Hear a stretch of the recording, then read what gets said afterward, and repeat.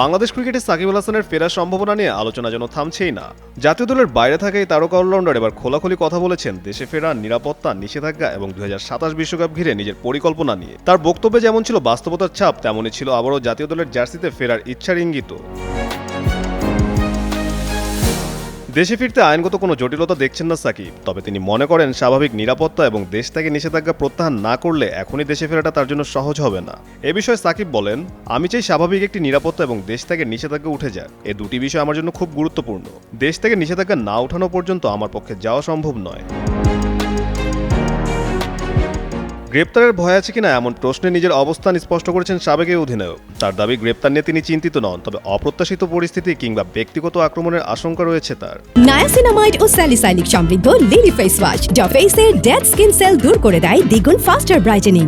সাবেক এই এমপি আরও জানান, মব হতে পারে, ব্যক্তিগত শত্রুতা থেকেও কিছু হতে পারে। অন্তত এমন একটা জায়গা তো থাকা উচিত যেখানে বিপদ হলে কেউ দায়িত্ব নেবে।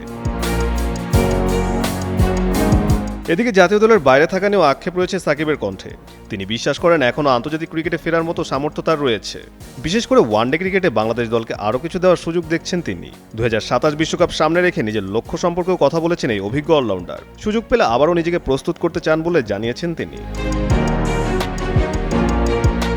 আবারও ফেরা যাক সাকিবের রাজনীতি প্রসঙ্গে। রাজনীতিতে যোগ দেওয়ার সিদ্ধান্ত নিয়ে কোনো অনুশোচনা নেই বলে জানিয়েছেন সাবেক এই সংসদ সদস্য। তার মতে সময়ের সঙ্গে মানুষের দৃষ্টিভঙ্গি বদলায়, আর তিনি জনগণের ভোটেই নির্বাচিত হয়েছিলেন। এ বিষয়ে সাকিব বলেন, আজকে যেটা ঠিক মনে হয় না 5 বা 10 বছর পর হয়তো সেটা ঠিক মনে হবে। মানুষ বারবার ভুলে যায় যে আমি একটি নির্দিষ্ট এলাকা থেকে সংসদ সদস্য হয়েছিলাম। এলাকার মানুষ আমাকে ভোট দিয়েছেন দেখেই আমি জিতেছি। তারা যদি ভোট না দিতেন আমি জিততাম না। সারা দেশের মানুষ তো আমাকে ভোট দেননি।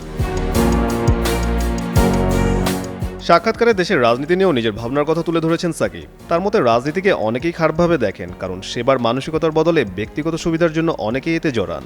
তবু পরিবর্তনের সবচেয়ে বড় মাধ্যম হিসেবে রাজনীতিকেই দেখেন তিনি।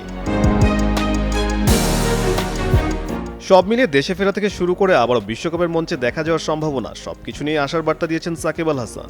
এখন দেখার বিষয়, পরিস্থিতি স্বাভাবিক হলে বাংলাদেশ ক্রিকেটের এই বড় তারকাকে আবারও জাতীয় দলের জার্সিতে দেখা যায় কিনা।